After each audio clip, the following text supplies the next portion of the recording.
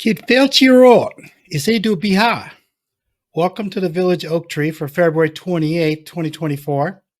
My name's Terrance Ó Domhnaill, and I'm returning again to your village this week with another controversial topic. So I don't have any interviews scheduled for a bit, so it's going to be just me for now. I'm working on some possible interviewees for future shows, though. Today, I talk about American imperialism and how that makes the U.S. look to the rest of the world. So if you're a first-time viewer or listener, I created a short public service announcement for veterans to be aired midway in the show today. I'm submitting today's show to a veterans radio station in Denver, Colorado called Military Broadcast Radio, or MBR for short, as a demo to see if they like it and will want more. So wish me luck. So let's get into today's show. As I said, I want to talk about American imperialism this week in the wake of the Julian Assange extradition trial in England. This trial is more about the United States and their hubris in thinking they can just do whatever they want, whenever they want, to whomever they want, because they're the United States. They think they can use their money and clout to get away with just about anything. Look at their support for Israel. At first, it was an unwavering support for Israel and their right to defend themselves. Now the flag waving is slowing down as the reports of atrocities and obvious genocide have made their way out of Gaza via Middle Eastern news feeds and governments over there, despite Israel's massive attempts to quash any of that. So did Hamas rape and torture women there? Depends on who you ask. Turns out that the pictures of the beheaded babies was all a lie. What else did the Israelis lie about? A lot, apparently, as they tried very hard to convince the world, especially the U.S., that they were the victims and needed to defend themselves with a massive genocidal campaign to remove all the Palestinians from Gaza and the West Bank if possible and claim the land for themselves. I make this point because the U.S. made a big deal in the news feeds about their support with giving Israel money and munitions. They still are, but now Biden wants to set conditions.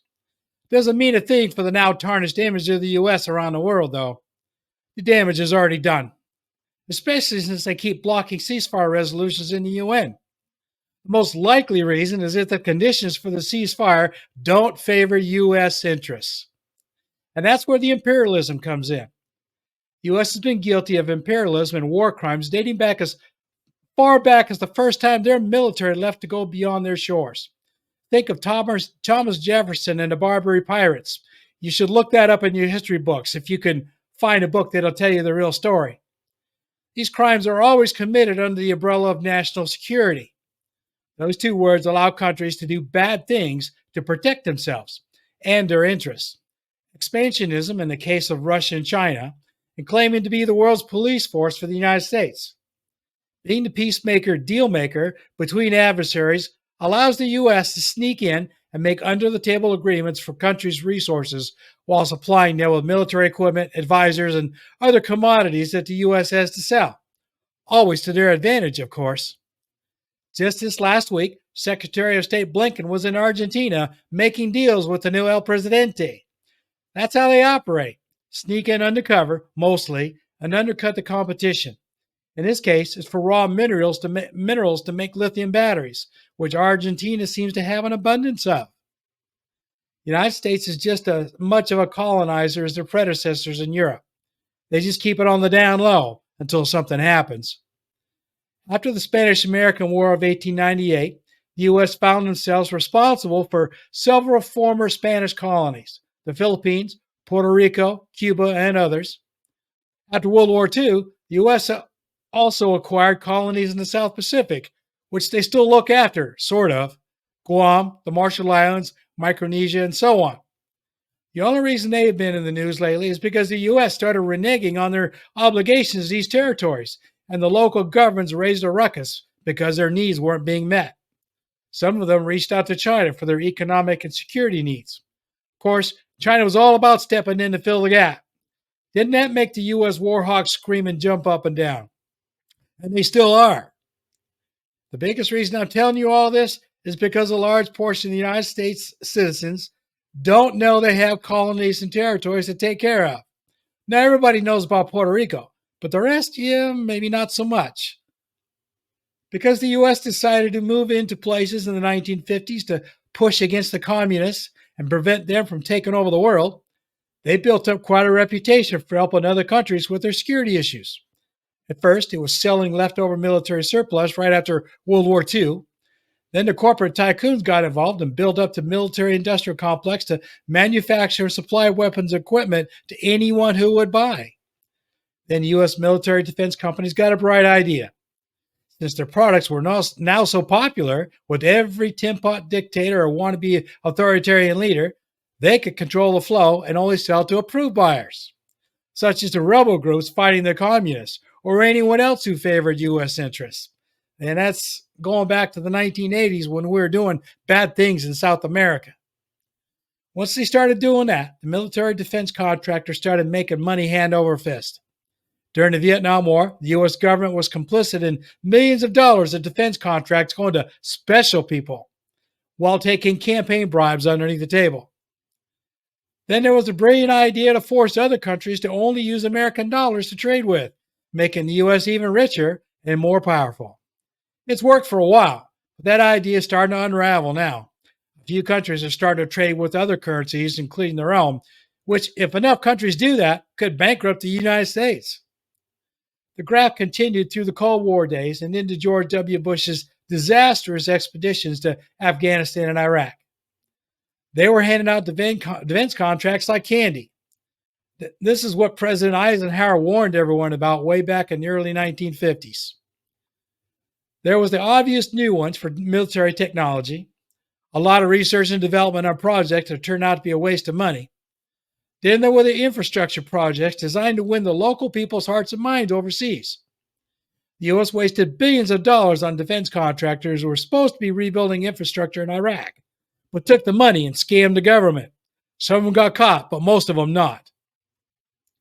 Which is what my Army Reserve Unit was called up to do in 2002. I was with the U.S. Army Reserve Unit that was sent over to Afghanistan to help rebuild the country. We went over there about 3 months after 9/11. We went over there to help the local people get back on their feet after the Russians and the Taliban had nearly destroyed everything. At least that's what we were told anyway. Turned out they were doing just fine without us. They have survived to turn away every army since Alexander the Great. When we submitted project specs to rebuild their basic infrastructure, such as clean running water, electricity, and sewage, we were told that the State Department wouldn't pay for that because the American public didn't care about those things. They didn't make good PR for the U.S. voters. The Americans would only support projects like new schools and medical clinics. Our biggest project was this grain storage facility. We got the okay to hire and supervise the rebuilding of the facility because it was how they paid the government workers, with grain allotments. They don't get paid money over there. But clean water, electricity, and sewage, something they had before the Russians came, not so much. After learning that, I started asking questions about what we were doing over there and got a good talking to for not being a team player. We also guested some American reporters while we were there, and I was told by one of them that we were only allowed to report on certain topics for their editors. Humanitarian projects and human interest stories and so on. When I asked about why they weren't reporting about the Taliban in the remote areas of the province or the factional fighting, they told me, they weren't allowed to report on those things. So much for freedom of the press. In 2003, George W. Bush told the Washington Post and a couple of other mainstream news companies that they weren't allowed to report on certain things regarding the invasion of Iraq. He would bring down the weight of the government if they didn't comply. And it wasn't about the location of military units in theater either. It was something altogether different, which I didn't look up for this broadcast today. But I remember it had nothing to do with military stuff.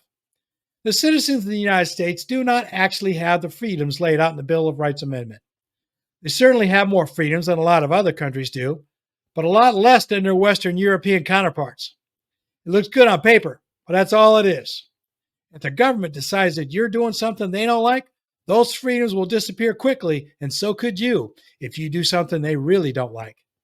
Such is the case with Julian Assange. The actual leaker, and then PFC Manning, did do time for his, now her actions, but not that much compared to others, especially those convicted of espionage as Russian or Chinese assets. They had a Chinese asset here recently go to jail.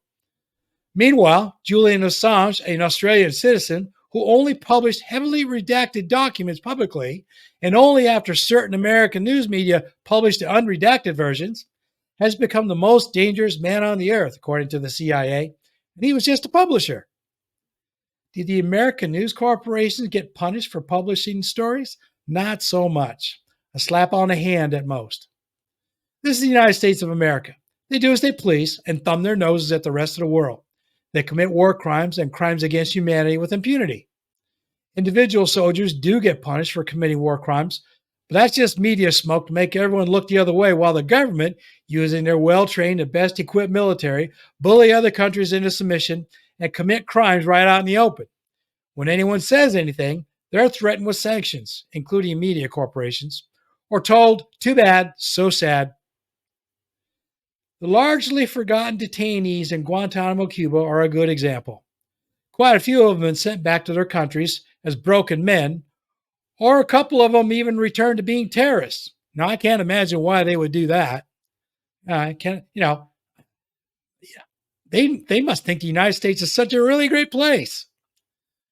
Those that left will languish down. Those that are left down there in Guantanamo will languish down there until they die. The U.S. wants the world to forget about what they did to them that violates the Geneva Convention, not to mention basic human rights. How was the U.S. any different than Saudi Arabia for their killing of Jamal Khashoggi? By declaring them terrorists, George W. Bush, Dick Cheney, and Dick Rumsfeld told the world, screw you, we don't care. We're the U.S., we can do whatever we want, such as torture and imprisonment, with no trial or charges brought, and no one can do anything about it. This is what the beacon of freedom looks like in the United States. A country split between a demographic that only wants Christian Caucasians living there, or at least being citizens. Everyone else is considered lesser humans to be treated as such. And the other side of the divide that wants more humane policies on equal civil rights, immigration, gun control, infrastructure repairs, and other decent, common sense tax expenditures. The United States is no different than Russia or China or anyone else when it comes to human rights violations. They just hide it all behind a big American grin with a gun and a pair of handcuffs hidden behind their back. The Americans in power want to continue to be the big dogs of the world and will do most anything to keep it that way. Violating human rights, stealing stuff from other countries, blocking trade items, the current microchip disaster with China, so their competitors can't access them, and so on. Joe Biden is just as bad as the rest. He just hides it a little better. A majority of the American legislatures and judicial officials are on the take in one fashion or another. And the corporations own them now because they took their handouts in order to get elected and continued after they were in office. Look at the federal Supreme Court justices and all they've been in the news here lately for all their graft. There is no more government of the people, for the people, by the people anymore. It's no wonder U.S. citizens are angry. They just don't know who to be angry with, so they take their anger out on whoever is president. They were smart. They would recall all those grifters in Congress, impeach the justices, both at the state and federal level, and elect new ones who will do right by the people who voted for them. We all know that will never happen unless another George Santos gets elected. And look how long it took them to get rid of him. The United States is in big trouble now. They know it, but it's being kept under wraps as much as possible. Their credibility is disappearing faster now since the row about supporting Israel so fervently. And this latest issue in the world news about Julian Assange. This business about the extradition hearings is being given limited coverage in the U.S., but it's become a decent-sized news story in the U.K. and Europe. Remember what I said before. The United States does not have freedom of the press anymore, not since George W. Bush, and probably even before that. It's getting worse now. Journalists are not allowed to report about Israel's genocidal campaign or the humanitarian crisis that's unfolding. How much coverage has anyone seen of the extradition trial? Look how much the situation in Ukraine has become a back burner news item. And until here lately, with this business with the Republicans holding up funding over the border and all that kind of stuff. Now, they're not paying much attention to Ukraine in itself. All they're paying attention to is the lack of funding. So instead, the U.S. citizenry is being force-fed news of illegal immigration, crimes that may have been committed by illegal immigrants, Donald Trump and Nikki Haley, or actors' award ceremonies. Without freedom of the press to investigate wrongdoings by the government and government not allowing the people to have a say in what their government's doing, democracy just becomes another word in the dictionary, something the citizens would like to have, but they don't. Unknown to its citizens, the United States is very close to admitting that they are not much of a democracy anymore, but a republic. Think of the Roman Empire. They went from a democracy to a republic, and look how they turned out. If the extreme right-wing politicians take over the government institutions in 2025, the U.S. can kiss what democracy they have goodbye. The extreme elitists are winning for now. Those few elected leaders in government who still believe in the American experiment are dwindling more and more. They're retiring out of frustration or being chased out. Their voices seldom heard anymore. The average voter is starting to realize that they don't have much of a voice anymore either. Whole demographics are being blocked from voting, such as younger generations not having voting places close to where they live, go to university, or work. Black people and Latinos are being held back by draconian ID laws meant to curb the poorest from voting, gerrymandering voter districts in favor of one political party, a Supreme Court that lets them get away with it, unless it is really blatant, like the recent scuffle in Alabama, which still, as far as I know, is unresolved. Some places are starting to take things back from these crooks, such as in Wisconsin. But in other states, they're giving the Supreme Court the raspberry and daring them to do something about it. What should worry the citizens of the United States is electing a president in the fall, along with a matching extremist political party in Congress. And they changed the democratic process into an authoritarian one and roll back even more civil rights. I told everyone about Project 2025 in a previous podcast. If enacted, it spells doom for the American experiment. Donald Trump's claim that he will be a dictator for a day as soon as he takes his hand off the Bible in January should be heeded. We all know that himself and his cronies are already planning to fire nearly everyone that works for a federal agency under a special executive order to be replaced by his loyalists. His speech at the CPAC conference last week tells everyone exactly what he plans to do. He has said this numerous times at his rallies. People need to listen. Think about what I've just said as I take a break. Listen to this Veterans Public Service announcement, and I'll be back in a minute. I want to take a minute to tell any veterans out there who may be watching or listening to this show, or a dependent who may be living with a veteran who may be struggling, but they don't want to reach out because of the stigma attached. I will tell you that I have been there, and I struggled for a few years before I was more or less forced into seeking help from a local veterans center. It changed my life. Not before I lost another family, but at least I didn't end up on the street or in jail, which I came close to. Look at the posters I have showing and take down the numbers shown. 988, then press 1. Text 838-255. Or go to veteranscrisisline.net/chat to talk to someone. It's all confidential, and they're open 24/7. Whatever's going on with you, they can help. I know that the counselors I reached out to gave me my life back. Someone here can do the same for you or your loved one. Help is just one phone call, text, or chat away. If someone needs help, don't hesitate any longer. Make the call that could save someone's life. Welcome back. Let me wrap this up for you today and try to give everyone a sense of where the average American citizen fits into all of this. American imperialism is rampant all over the world. It has been for many, many years. They like it that way, so they'll not be making any changes anytime soon, no matter who gets into the Oval Office next January.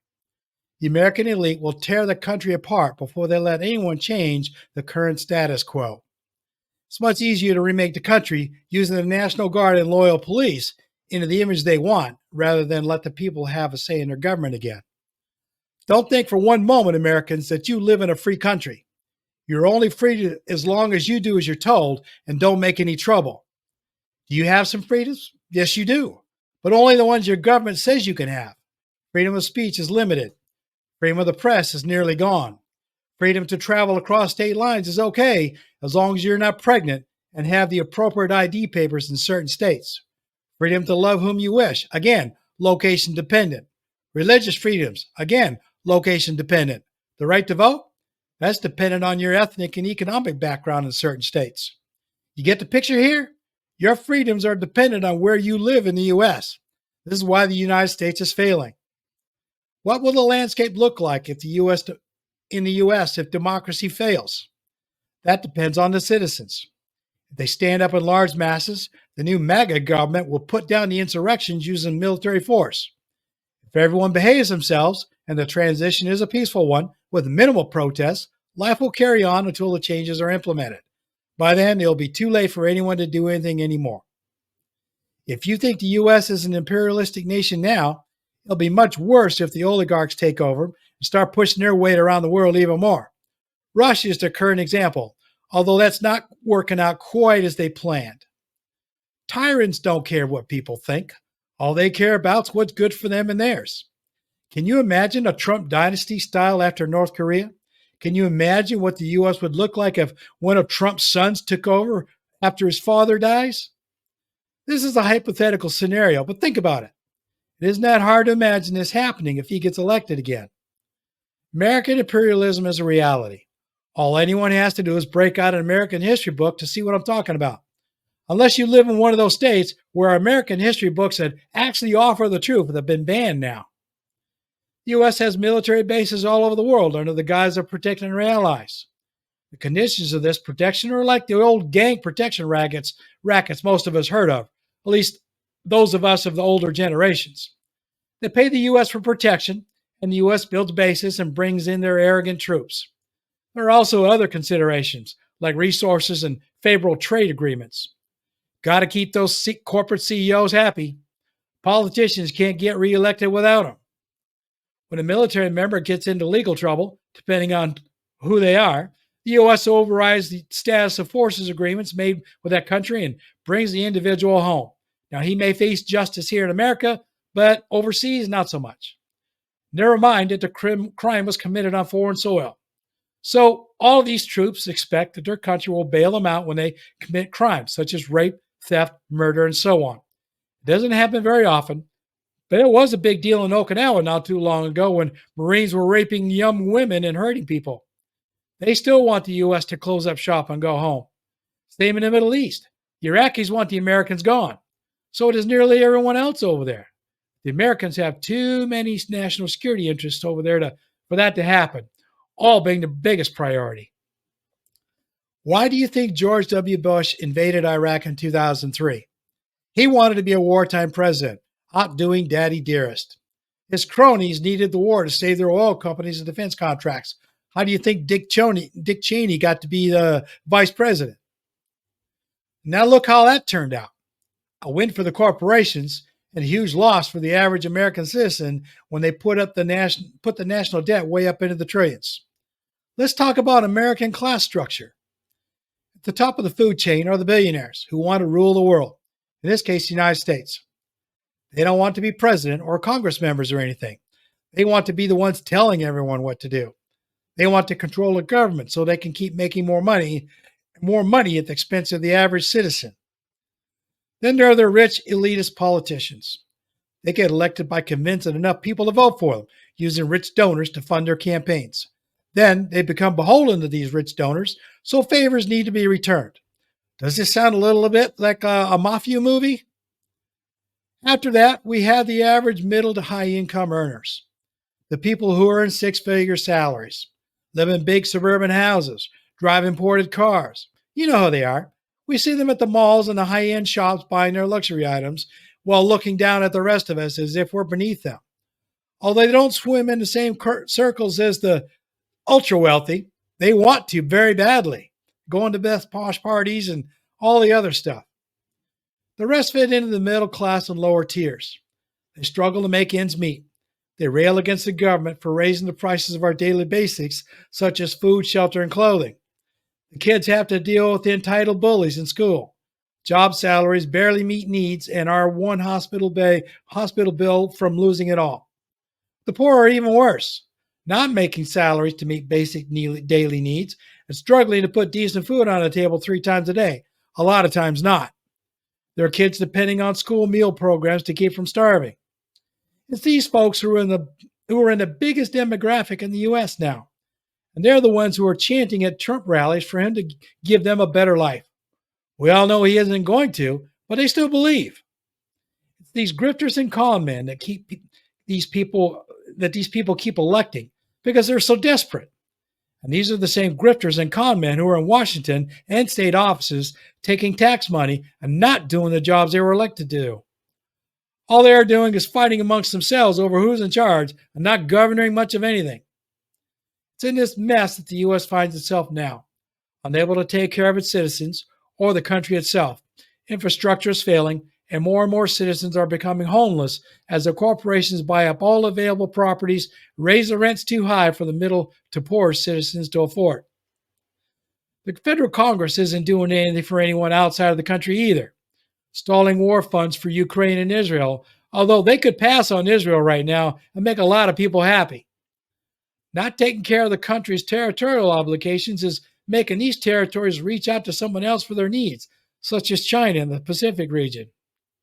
Trump and company want to pull out of NATO to save money, secure the southern border using wartime methods, likely authorizing shooting anyone trying to cross somewhere they're not supposed to. If the MAGA people take over the country in 2025, civil rights will dwindle even more. The United States hasn't done much for their allies since the 1960s, unless there was something in it for them. It's all about the money. It's even worse now, and the greed of its leaders will be the downfall of the American experiment. If you want to know the true source of most of the problems in the United States, follow the money trail all the way to the top. So that's all I have for everyone this week. I hope I've given you all who watch or listen to this something to think about as you go about the rest of your week ahead. Thank you for listening to the show today. I hope you enjoyed it, and you'll return again for another episode of the Village Oak Tree. Please share this podcast with your friends and relations. The more you share, the more we can convince enough people to make the world a better place to live in. And Sashanaki, I hope you will continue to let me travel to your village to bring some news from the world outside that might make you think a little bit after we part for the day. So say goodbye this week. I wish to leave you with this Irish blessing as you go about your day. May the saddest day of your future be no worse than the happiest day of your past. Slán go fóill, which means goodbye for now in Irish.